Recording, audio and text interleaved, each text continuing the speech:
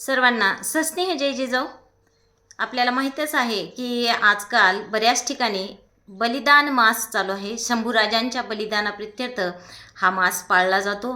त्या दरम्यान हे जे लोक आहेत जे बलिदान मास पाळतात ते चप्पल घालत नाहीत, त्यानंतर मोबाईल वापरत नाहीत, टी व्ही पाहत नाहीत, थोडक्यात सुतक पाळतात, गोडधोड खात नाहीत। तर या सगळ्यांना विनंती आहे की तुम्ही नक्की पाळा, बलिदान मास नक्कीच पाळा, कारण आपले विचार त्यांना पटतच नाहीत। त्यामुळे तुम्हाला जे करायचं ते कराच तुम्ही, पण एक करा की हा जो बलिदान मास आहे ना तो तुम्ही संतोष अण्णांसाठी पाळा। दरवर्षी तुम्ही शंभूराजेंसाठी करताच ना, पण यावर्षी हा जो बलिदान मास आहे तो तुम्ही संतोष अण्णा देशमुख यांच्यासाठी करा। तुमचे गुरुजी आहेत ना त्यांना विचारा एकदा की सगळा महाराष्ट्र हळहळला ते फोटो बघितल्यानंतर।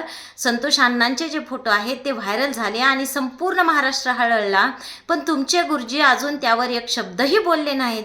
ते का बोलले नाहीत एवढं त्या गुरुजींना विचारा। अहो फक्त हिंदू हिंदू करून काहीच होत नाही। संतोष अण्णा देशमुख हे बौद्ध समाजातील एका वॉचमनला वाचवण्यासाठी गेले होते, तिथं जात धर्म पाहिला गेला नाही। अशा संतोष अण्णांसाठी हा बलिदान मास तुम्ही पाळा, बलिदान मास नक्की पाळा, चप्पल घालूच नका। पण जोपर्यंत इतर आरोपींना सहआरोपी केल्या जात नाही किंवा कृष्णा आंधळीची अटक होत नाही तोपर्यंत चप्पल तुम्ही नक्कीच सोडा। गोडधोड खाऊच नका, मी म्हणते टी व्ही पाहूच नका, नक्की तुम्ही सुतक पाळा। कुठपर्यंत? जोपर्यंत या सगळ्या आरोपींना फाशी होत नाही, हे सगळे आरोपी फासावर जात नाहीत तोपर्यंत तुम्ही नक्कीच सुतक पाळा, गोडधोड खाऊ नका, टी व्ही पाहू नका। तुम्हाला करायचंयच ना बलिदान मास साजरा, तर जा एकदा मस्साजोगला जा, तिथे धनंजय भाऊ आहे, त्यांना सपोर्ट करा, आम्ही तुमच्या पाठीशी आहोत, त्यांना थोडा धीर द्या आणि बलिदान मास साजरा झाला असं समजा। मला माहीत आहे माझे विचार तुम्हाला पटणारच नाहीत, पण करून तर पहा ना।